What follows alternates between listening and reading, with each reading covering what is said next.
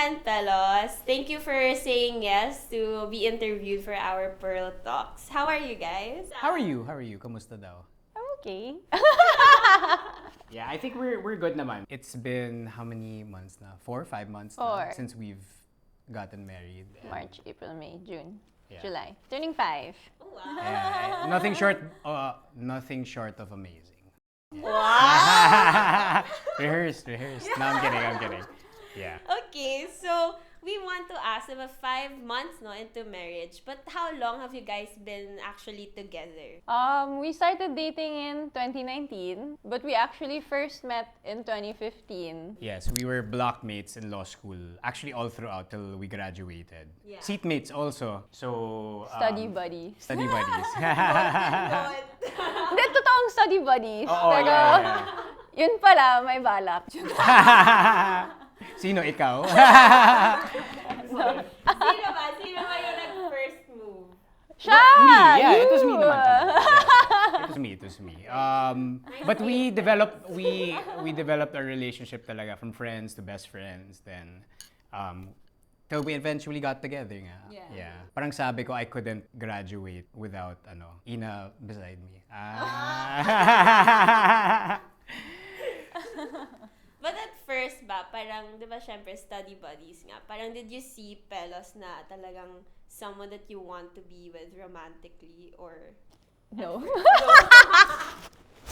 No. Yeah, go ahead. No, actually, super funny. I used to call him, when people throughout our friendship have said, like whenever I'd be single, oh, what about Pelos? And I'd be like, no, he's just my brother or my baby boy. Brothers would ka pala. Okay, yeah. No, but then naman, even me personally, never really developed into that until probably later on. But I can admit na I was the first one to have feelings for her. Pero it's nice that you built a foundation talaga, no? Before going into, the relationship. Yeah. Parang hindi agad na parang romantically, Yes, that's true. Diba? Parang mas may foundation talaga, which is nice. Yeah. That's one of the things what we are proud of, so to speak. When we got together, I think, we tell this to everyone, when we got together, it's more if we just added the relationship part. Kasi the whole knowing each other, the tics and everything, what annoys her. She would make me kwento all the things that she'd get annoyed about, or like even the things that she liked. So basically, I knew about her already. So it just added feelings na lang. Yeah, Gets. that's it. So, with the whole, like, kasi parang you guys get each other already and you know the tendencies of each other. So, what was different naman when you guys got married? Was there any, like, surprises or how's married life so far? Actually, whenever people ask us, syempre, diba, that's one thing everyone asks. So, how's married life? Yeah. I always joke, same lang.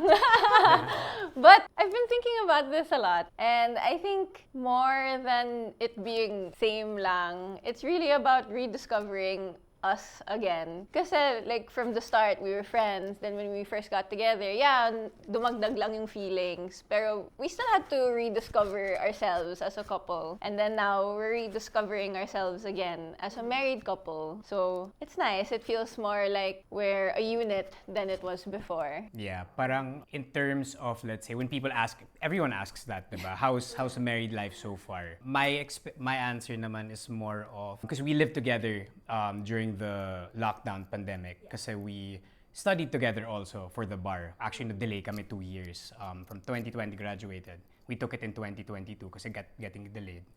But so we were within that period, we were already living together. Yeah. So how is it how is it like now when we're married? I think for me the biggest change would have to be whenever I mention Ina, it's not anymore my fiance, it's not anymore my girlfriend, it's my wife.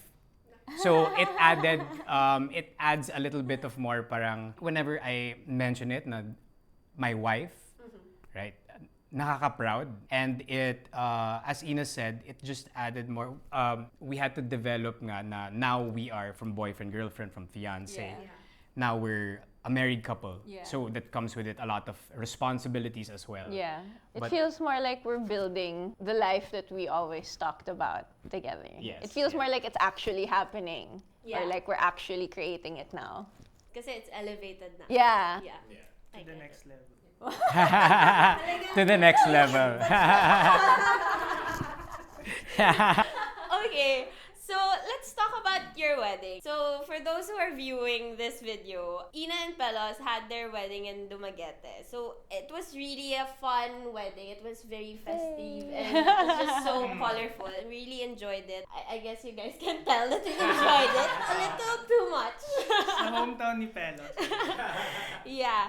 So, let's go back to those times. Parang, walk us through the process. Because I know that I saw the details it was really parang customized down Thank you. to the Everything was very intense. Yeah. So, Yeah, thank you. tell me more about that. Parang, what was the process of the whole wedding planning? And also, to mention, diba, parang you guys flew just 2 suppliers from Manila.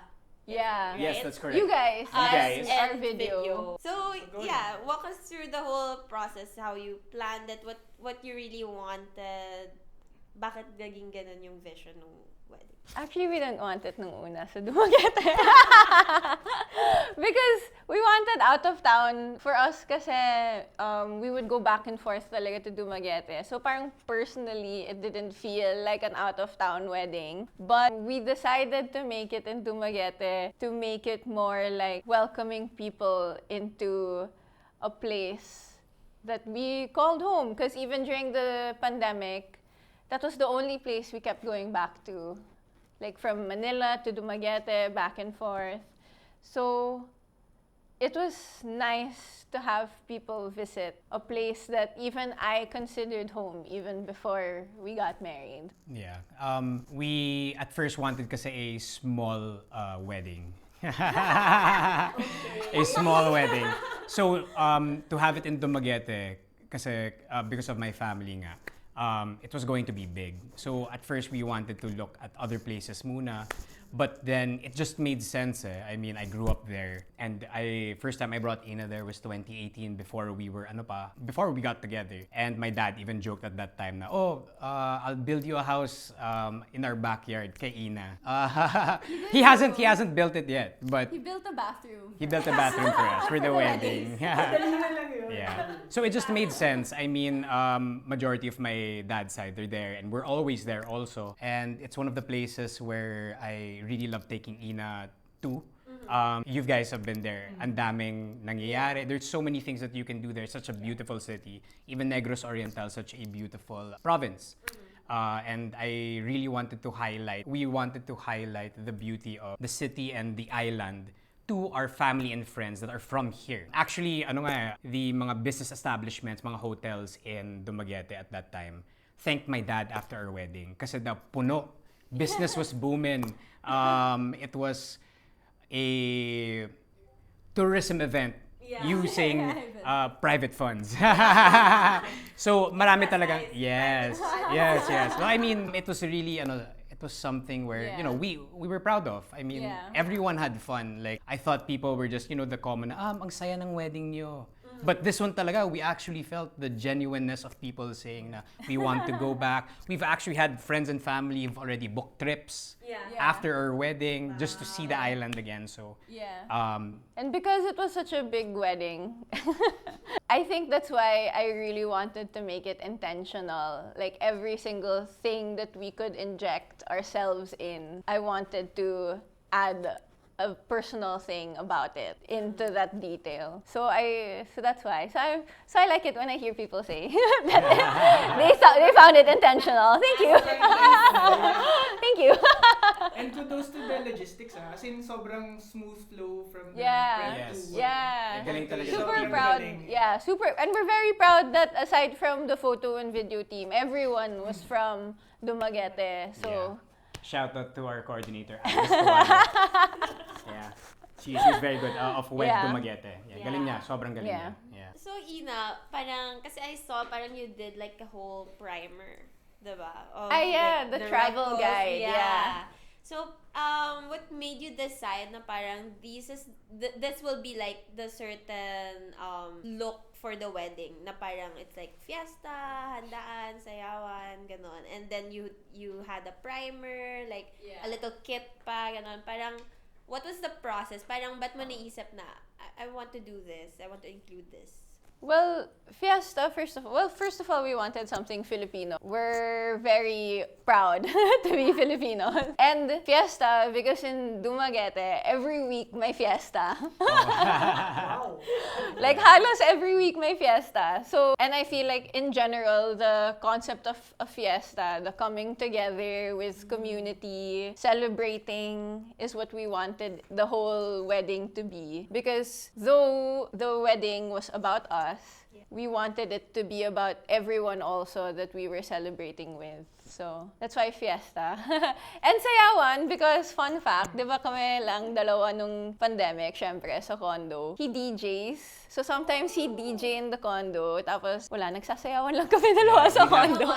Yeah, ako lang. We'd have mga dance parties, ganon. Syempre. So, parang it was something that we wanted to highlight. And generally kasi, well, when we were still friends pa, one of the things that we liked doing after school or One of after the ways studying, you would make me lende. Correction. she'd watch my gigs with our friends also, or like we'd just go out, and dancing talaga and singing was something that we... Or he'd share music with me. Yeah. So our first dance song, Dati baduy ng taste niya. top 40s lang yung... Well, yeah. So our first dance song was one of the songs he would link me to sa YouTube. And then parang palande, like, uy, listen to this song, oh, it's nice. Buti hindi kanya ginawa ng mixtape. O gumawa ba si... Never! Wala pa. Never. I think that's next. Yeah. Thanks, Ryan. We really love the touch nung sa reception. There's no band, no anything. It's just the two of you DJing. Yeah! Oh, yeah. That was such a nice touch. We really liked that. Yeah. So we wanted to showcase nga na parang for the entertainment, we wanted to be us rin. So, I know, we just recorded ourselves DJing and played that, and you guys saw it nga. Yeah. So yeah, it was Which fun. was basically him just telling me what to do. No naman. Tsaka parang it's your way of welcoming people, di ba? Tara, sayo tayo. Yes, that's true. Parang Yes. So previously we mentioned that you guys flew in just 2 suppliers and the rest were from local na sa Dumaguete. So we want to ask, how did you first hear about Pearl Studio? And parang what drew you to choose us to be your wedding photographer? Well, he's pointing at me kasi ako yung nakahanap. Siya yung nakahanap. Well, just as a caveat lang, my participation in the wedding, of course, I was helping out. But then my role talaga is, she chooses, then I just validate. Yeah. That's yeah. That's right. And may mga choices naman, syempre. But then if I say that one choice is nice, she'll move me to the one that she wants talaga. Nicer to. Hindi, pero with Pearl Studio, that was the first one talaga. So, maganda to ah. But me, I found you guys on Instagram. And why I chose you, pero nakalagay sa ibang option. Pero ito, Pel. Ito, dito tayo. Yeah. No, but I liked how all the photos were always genuine, real moment. Because we're not posy. But I also like that there were the classic wedding photos. Of course, that's what we wanted. But more than that, we wanted to capture like what was just going on in our day so that we could look back at it again and again. Also, like me personally, what I really liked also was that the way you guys capture the photo is very classic. It's so timeless. And that's one thing Pelos and I kept saying to ourselves, that these are photos that we'd look back on again and again and again. So what photo or what types of photo would speak to us more? So that's what I would always ask him whenever we were choosing. Like, so how does this speak to you? Parang painting. Di ba usually pag gano'n? Oo, What do you feel yeah. about the painting? Yeah. Like, imagine, 10 years from now, we're looking at this photo and it's us. How do you feel? Parang ganon. Speaking of looking back, is there like any particular photos that you personally parang always gravitate towards during the wedding? For me naman, I think the one that I look at the most, kasi she uploaded the photos on her iCloud. So, per album, what you call this, getting ready, the ceremony itself, the reception, after party, ganon. But I think me talaga, the album I always go back to is the wedding ceremony itself. I think the photos that I super liked were, first and foremost, when Ina came out. Then it's like the crowd shot also, focused on Ina. That was so nice. Also, there's, I think, a couple of photos where when I went to her and picked her up. There's this one photo from the back of the church, and then it's us kneeling. Okay, yeah. That's And yours then you naman. can see all the entire crowd, and you can see the altar, and then you can see us in the dulo. the Oh, that's altar. nice You saw- also. you Yeah, remember- yeah. you That's know very that, tama? nice. Yeah. Yeah, and you were able to capture talaga for me talaga, the candid moments. I mean, ako sobrang hagulgol during the day itself.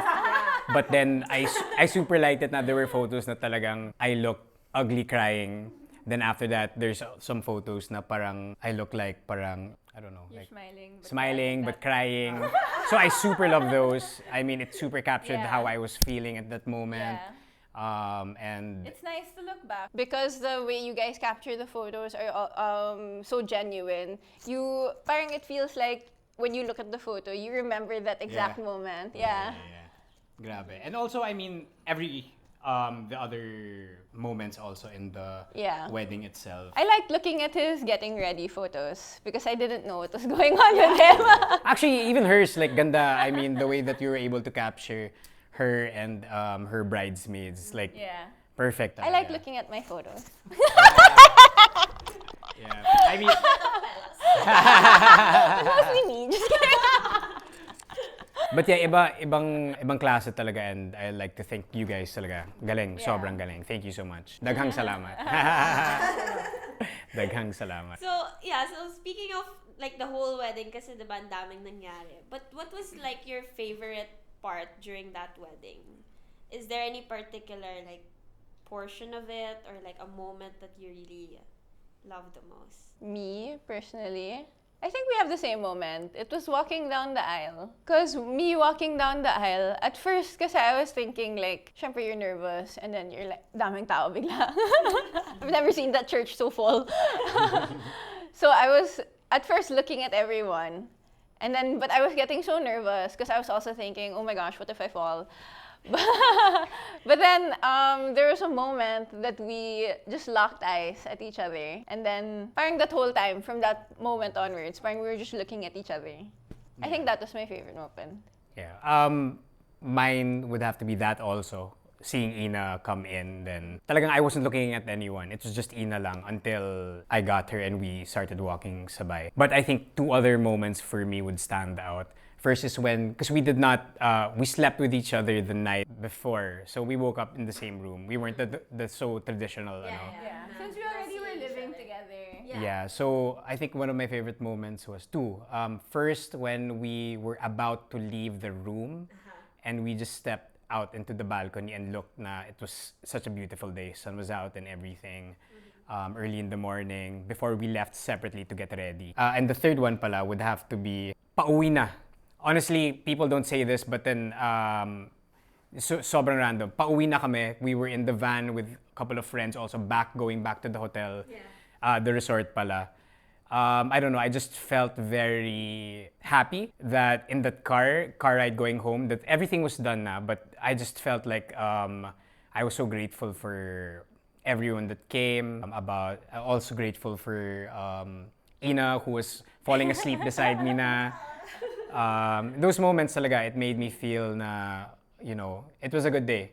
Yeah. And honestly, not to pull your leg, but then I was kind of itching na for the photos. I was like, damn, this is like a week pa later. I want to see them na. They sent the first one. Ano, yeah. They did, right away. Yeah, they did. Yeah, they did. Yeah. Kasi parang, I mean, like, the only proof that we had na it happened, syempre, other than everyone else's photos and Yeah, because videos. we didn't touch our phones at all. Like, we just left it. But then we were like, okay lang, there was a photographer following us everywhere we went. So it's fine. We don't need our phone. But it was nice, because it was nice. At least we got to experience everything in real life. And then I absolutely didn't touch my phone at all. My other favorite moment was us waiting in the top before getting called. Oh, yeah. The Mr. and Mrs. Remolio. Before the reception. Like when we enter, because And then there's a shot also that you guys took na we're there, and then it's the whole reception. Oh yeah, from behind, no? Yeah, Yeah, that was ganda, nice. ganda, ganda. That was one of my favorite moments. Entering also. Yeah, that was, yeah. I remember that shot. That's really nice. Parang it shows the whole Yeah. reception talaga. Yeah, ganda, ganda. So let's go back to Ina the mastermind. What's a bride tip that you can share? Any, like, when it up to you, like from planning ba? Any tip that you'd like to share?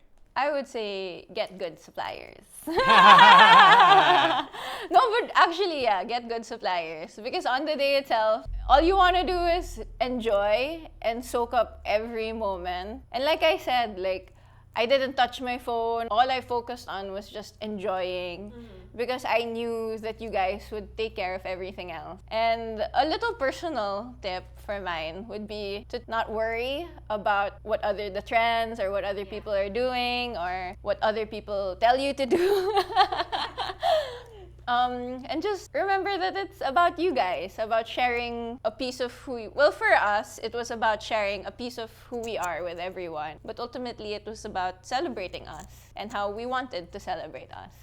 No, what? Groom tip? Groom tip? Groom tip? Basta happy si wife, okay na? No, well, I think the number one tip that I can give to couples out there that are about to get married is to don't forget to enjoy with your significant other or with your partner. I think one of the things that I can say that we did was talagang if we did not see the other one or we weren't with the other one, we're basically hinahanap namin kasi we wanted to enjoy every single moment with our with Ina. Yeah, and I think that try not to get lost in the kung anong mangyayari. Will the priest be that long or will just enjoy every single moment kasi honestly it's one day lang. Sayang nga eh, dapat nga we had like several weddings after that. Saya eh. Everything goes by so Saya eh. fast. You wanna do everything, you wanna talk to everyone, you wanna soak up everything, but there's really not enough time to do it all. So it's just about being present the whole time. Yeah. Tsaka it's a one day na you get to sama-sama lahat ng... Yeah. Yes, yeah, that's true, yeah. Yeah. Never again in our lives will all of those people be in the same place for us. Yeah. So since you guys have been like living together naman na from before, and now that you guys are married, parang what changed in the dynamic? Was there any changes in the dynamic when it comes to like being together naman na now that you're husband and wife? Together? Baka not so much, you. Well, I think what I said earlier na because before we were boyfriend-girlfriend, the next step was getting engaged. Then the next step was getting married. Now that we're married, parang the next step is building a life together. So I think it's more of the responsibilities that come with being married. All the mga life, things that we need to do for life, you know. I think what I can say that has changed with him, not with me. Just kidding. No, with him is a lot more people tell him now, take care of Ina, which they never used to say. Just kidding. Yeah. No, but Haven't I been? You have naman. No.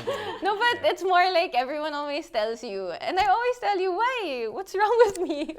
Yeah, she's capable enough. Like I'm just here as an added support group. Yeah. but She takes care of me. I think more, well, between us, like in terms of our dynamic, I think it also feels more like whenever we argue or we get annoyed at one another, it feels more solvable, if that makes sense, right? Like yeah. it's not, because we both kind of can get hot-tempered.